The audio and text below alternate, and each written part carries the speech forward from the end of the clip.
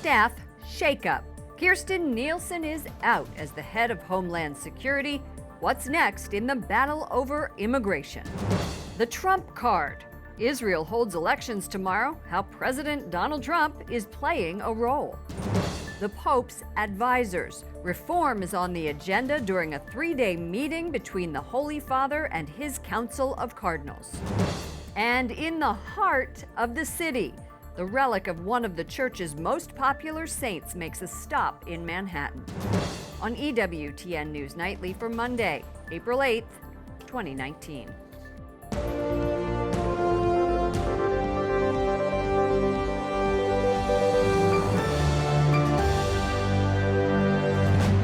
Good evening from Washington, D.C., and thank you to those of you joining us from around the world for news from a Catholic perspective. I'm Lauren Ashburn.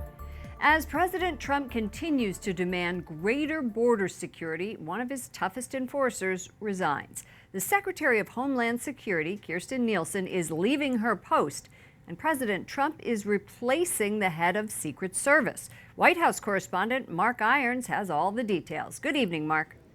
Good evening, Lauren. Secretary Nielsen's resignation comes on the heels of a meeting she had yesterday with President Trump, who has grown frustrated over the number of migrant border crossings. Though they may have had their differences, Kirstjen Nielsen leaves still agreeing with the president's assessment of a crisis at the border. I will continue to support all efforts to address the humanitarian and security crisis on the border. And other than that, I'm on my way to keep doing what I can for the next few days. Just on the border with President Trump Friday, Kirstjen Nielsen, the highest profile female cabinet member, now heads for the Trump administration exit door. The president tweeting Sunday, Secretary of Homeland Security Kirstjen Nielsen will be leaving her position, and I would like to thank her for her service. He names Kevin McAleenan, the U.S. Customs and Border Protection Commissioner, as the acting replacement for Nielsen. In her resignation letter, she writes, I hope that the next secretary will have the support of Congress and the courts in fixing the laws which have impeded our ability to fully secure America's borders.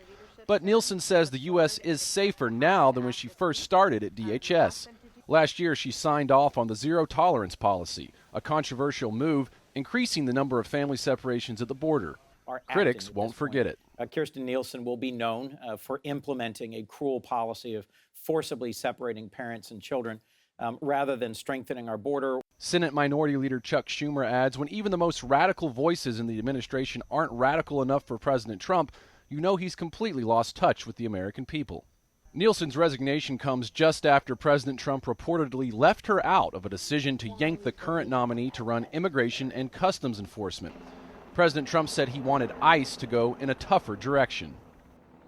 And today we also learned President Trump will take Secret Service in a different direction. The White House announced the agency's current director is going to be replaced with James Murray, a longtime Secret Service official. Lauren? White House correspondent Mark Irons. Thank you, Mark. The president claims the country is full and can't take more immigrants. That's leading some critics in the media to say, no, we have more room. Pro-life researchers call this a helpful conversation. Capitol Hill correspondent Jason Calvi spoke to several Catholic analysts. President Trump on Friday issued this warning. Our country is full, our area is full, the sector is full. Can't take you anymore, I'm sorry. Can't happen. So turn around. That's the way it is. The Washington Post headline reads, Trump says our country is full, but we could actually add a few trillion more people. The Post writer says using just empty housing and vacation rentals alone would be enough to fit another 45 million people. If his remarks, Jason, help us to expose the overpopulation myth, then I say good. Susan Yoshihara edited Population Decline and the Remaking of Great Power Politics. This, I think, is a really serious concern for stability in the future. You see countries like China becoming more unstable because of demographic decline, Russia, which has become more unstable because it is resorting to more technological solutions because of its fertility decline. The Population Research Institute also says overpopulation is a myth. Every family on this planet could have a house with a yard and all live together on a landmass the size of Texas. I want people to be fruitful and multiply. I think that God designed the planet for all of us. As our needs and numbers grow, we continue to unlock more resources every year than we use. That's just a fact.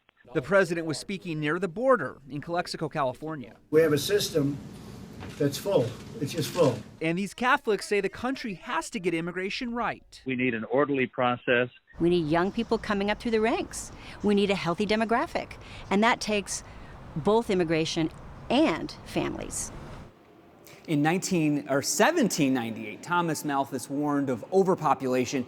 He incorrectly predicted it would spark world famine.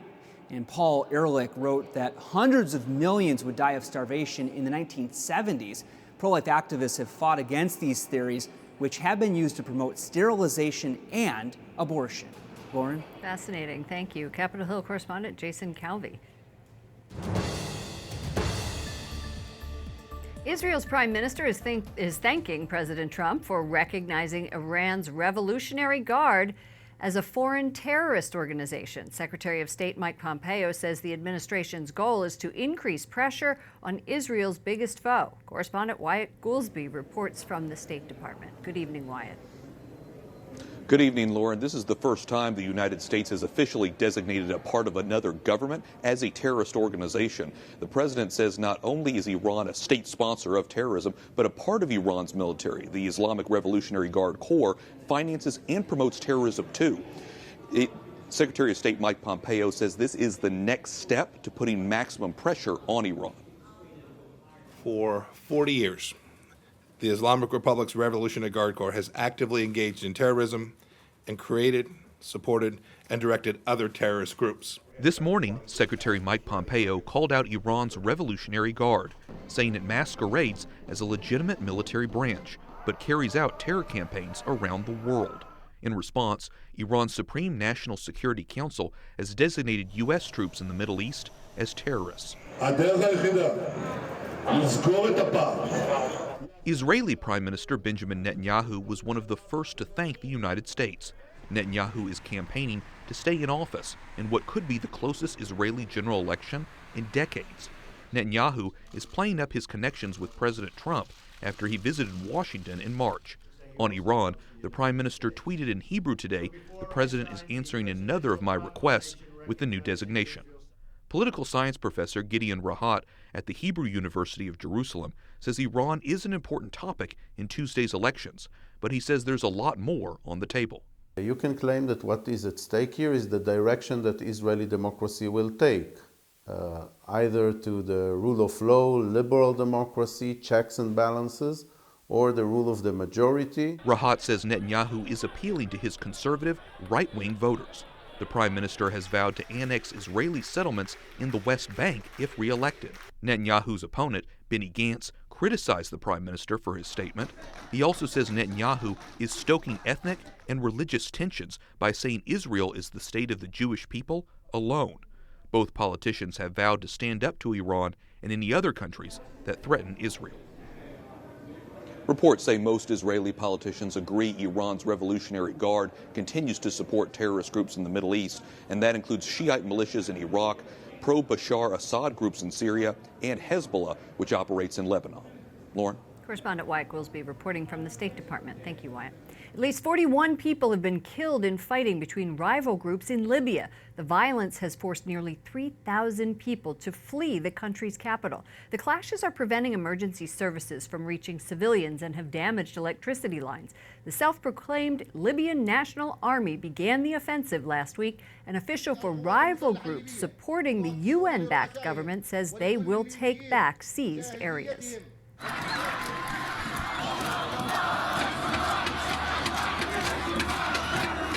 Security forces in Sudan killed at least 5 protesters over the weekend. The demonstrations are part of a nearly 4-month campaign to drive the country's leader from power. President Omar al-Bashir has ruled for nearly 30 years. The bishop who's been tapped by Pope Francis to temporarily run the Archdiocese of Santiago, Chile, says regaining credibility starts with telling the truth. ¿Cómo nos pudo pasar esto?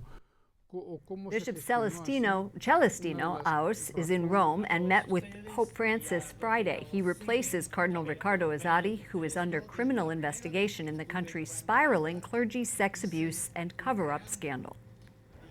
Alan Holdren is the EWTN Rome bureau chief. Alan, the Holy Father's Council of Cardinal Advisors is meeting right now. In fact, Bishop Aus met with Cardinal Sean O'Malley, one of those advisors, today. What can you tell us about their encounter? So, Lauren, it was a meeting, a work meeting, but also they shared lunch together. These two men go back, although they didn't know each other that well before today. They're both Capuchin friars who became bishops. Cardinal O'Malley, of course, in the Archdiocese of Boston, and now Bishop Aus is there, the Apostolic Administrator in Santiago, Chile. They both landed in very difficult situations, situations of sex abuse by clergy in the diocese. So speaking with Bishop Aus's staff afterwards, they told me that it was a really important chance for him to be able to draw on the expertise of Cardinal O'Malley as he steps into this situation in Santiago. Well, the Pope's advisors are working on reforming the Roman Curia, that's the Church's government. They will be finalizing its constitution by the end of the year. Is this new, and what will that document do? Lauren, it's been coming together since 2013 when the Pope instituted this Council of 9 cardinals. They're down to 6 cardinals today. Those 6 cardinals are pushing forward to get this document, this constitution called Predicate Evangelium, Preach the Gospel, in order to put a new framework in place for the Roman Curia, the government here, in order to work to the best of its ability. The Pope saw a need there. He established this group to do specifically this. So it's been going on for more than 6 years now. It's expected to be finished within the year. It's just a matter of time at this point. The Vatican Commission for the Protection of Minors released a summary of its meeting, and that ended yesterday. Tell us the update on their work. So they've said they've got a lot of different projects underway. They said the many major projects in that statement. They are working on some sort of an auditing instrument, they called it, in order to keep dioceses and bishops' conferences up to speed and up to par in terms of safeguarding measures in their diocese. They also want to be sure that they're implementing correct measures in Catholic schools. They also have what they call the Survivor Advisory Panel that is working virtually, so connected by way of the internet, that they can draw on the experience of different people throughout the world, victims of clergy sex abuse, in order to better confront the situation today and make sure that this doesn't happen again. Alan Holdren, EWTN Rome Bureau Chief. Thank you, Alan. Thank you, Lauren. Pope Francis blamed Europe and the U.S. for the deaths of children in Syria, Yemen, and Afghanistan. La ricca Europa, l'America, vende le armi per ammazzare I bambini. Look at that. The Holy Father became very passionate, saying wealthy Western countries fuel conflicts by selling weapons in war zones. The Pope was speaking to Italian students and teachers from Milan on Saturday. Coming up, the Catholic perspective on the political unrest in Venezuela. We have reports from Caracas and Rome.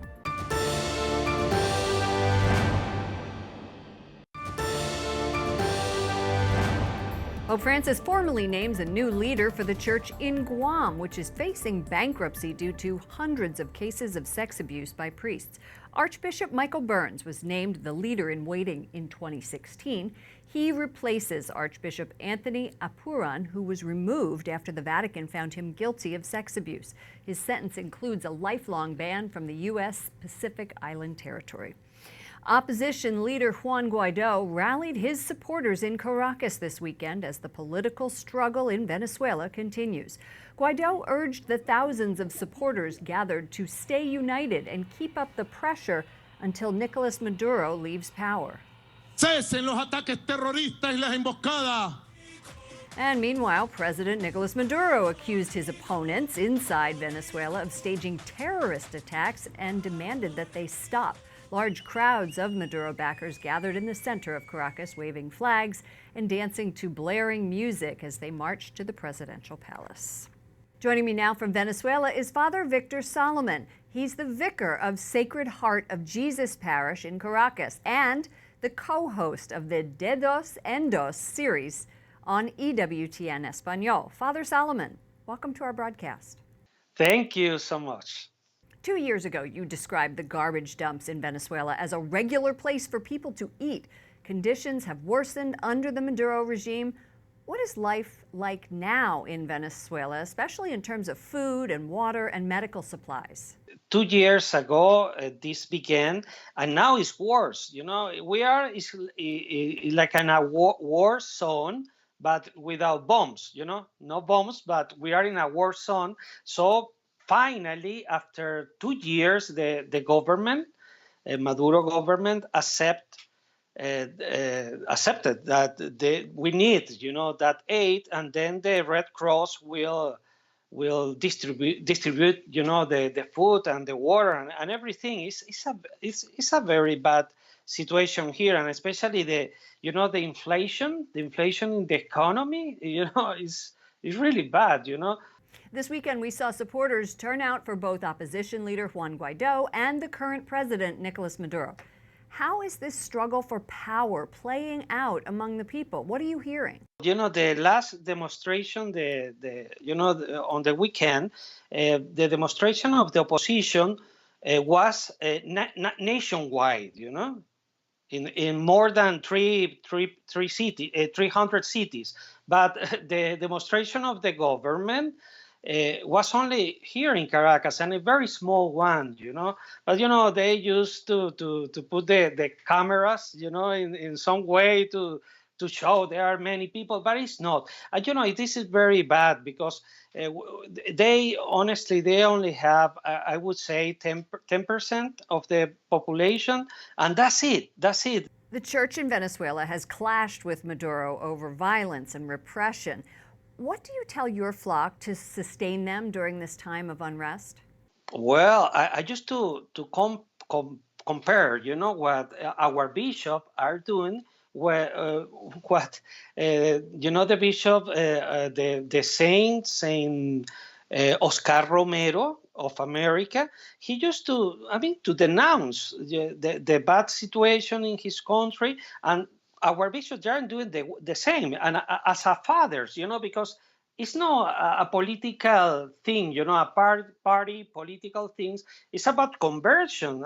We are in Lent season. It's a conversion. Our people, the majority of this country, and we are Catholic. Even the people in the government of the dictatorship, they are also baptized, but they are we need, conversion and change of mind, Are you afraid, Father, that by speaking out against the Maduro regime, there will be consequences against you? Oh, well, that's it's in the inventory of being a priest, is that, we have to not only to preach the gospel of life, the gospel of justice, the gospel of Jesus, but also to not denounce the bad. And I repeat, we are denouncing the bad situation, the injustice in the way to produce the conversion in all the hearts, Father Salomon, I'd love to have you back on again when the unrest hopefully dies down. Yeah, the main thing is we need the help of the United States and Europe, because this is like when you are kidnapped, kidnapped in a place. So we need somebody to come and help us, Father Victor Salomon, vicar of the Sacred Heart of Jesus Parish in Caracas and co-host of De Dos en Dos series on EWTN Español. Thank you for having me, and God bless you all. The Holy See has long maintained diplomatic ties with Venezuela, but it has been reported the Pope has said he will not get involved in mediating this crisis unless Maduro releases political prisoners, there is open access to humanitarian aid, and free political discussions. Msgr Gerald Cadieres joins us from Rome. He works in the Vatican and is a native of Maracaibo, Venezuela. Welcome to our program, Msgr. Thank you very much for inviting me.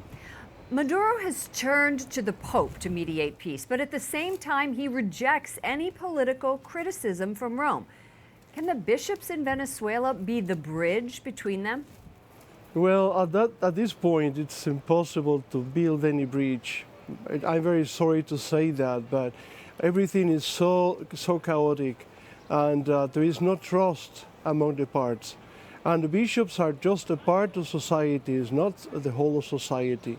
So The bishops tried many times to build bridges between the government and the people, and they were rejected, all his propositions. Even the Holy Father, through the nunciature, tried to mediate, and nothing happened because they were not responsible, serious with their purposes. Monsignor, the political and economic crisis is causing millions of Venezuelans to flee the country, and Catholics officials in the U.S. are urging the U.S. government to designate temporary protected status, known as TPS, for the country so that they can work in the U.S. You have family there. Is this a good option, in your opinion? The government of the U.S., they could help Venezuelans by putting in practice this measure. Of course, it will help a lot. But also, not denying visas to many Venezuelans who would like to go to the U.S. As you know, many of the offices of the U.S. have been closed in Venezuela. So many Venezuelans have had to go to other countries to get visas. And I make a call to the U.S. government to please open their doors to these people. They are despaired. They are not trying to go to the States because they have no other choices. That's why they are trying to escape. And this is a moment to give them a help. And they are good people. They are people that are going to work. They are people that are going to help society there. They will not be troublemakers or anything like that. Can you give us a sense of how Catholicism has fared under President Maduro's socialist regime? Can Catholics receive formation and practice their faith freely? By the beginning of Chavez's government, we were around 92% Catholic. Right now, we are around 87%. And some of these expressions of spirituality are not even Christians, are pagan. And that means that we are like going back. Even ethically speaking, you know, if a cult tells you to kill animals or to do bad things to other people, we're not talking about a progress. Now, the Catholic Church has to ask herself, how come it happened? You know, maybe the evangelization we had on people was a very light evangelization, superficial one. So these crises are telling us that we have to go deeper in our ways of evangelizing people in Venezuela. Msgr. Gerald Cadieres, a Vatican official and a native of Venezuela, thank you for joining us. My pleasure. God bless you. Up next, the governor of California pays his respects to one of the church's newest saints. And Cardinal Timothy Dolan helps honor the patron saint of parish priests.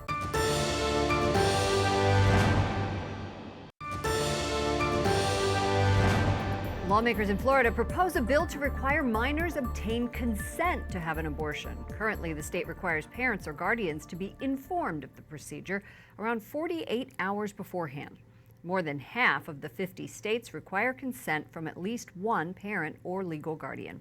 And in Kansas, lawmakers pass a measure that those having an abortion by medication be notified the procedure can be reversed after they take the first of 2 pills.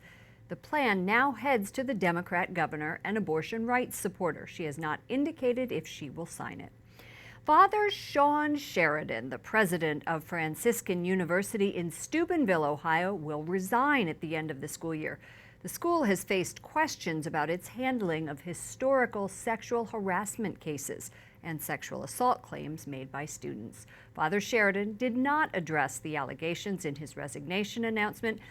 He says, in part, quote, being a Franciscan friar has taught me to recognize that all those long days are blessed days, and all the more so when I am among my Franciscan family. The search for his successor will begin soon. California's governor yesterday began a 4-day trip to El Salvador. One stop, a site important to Catholics. Gavin Newsom, who says he was raised Catholic, and his wife paid their respects to St. Oscar Romero at his tomb. The Democrat says he wants to have a better understanding of the deep social and economic challenges facing people in El Salvador, thousands of whom are leaving for the U.S.-Mexico border. And finally tonight, the relic of a beloved Catholic saint is in New York City. Yesterday, it was part of a procession with Cardinal Timothy Dolan. I just heart this story. The heart of St. John Vianney is at St. Patrick's Cathedral in Manhattan. The 150-year-old relic has visited 28 states. St. John Vianney is the patron saint of parish priests. He was known for listening to confession for hours at a time. And this pilgrimage was made possible by the Knights of Columbus, who generously support our broadcast. For all of us here at EWTN News Nightly, to all of you around the world, thank you for watching. I'm Lauren Ashburn. Let's keep in touch online. Follow me at Lauren Ashburn on Twitter and at Lauren Ashburn, EWTN, on Facebook. Good night, and God bless you.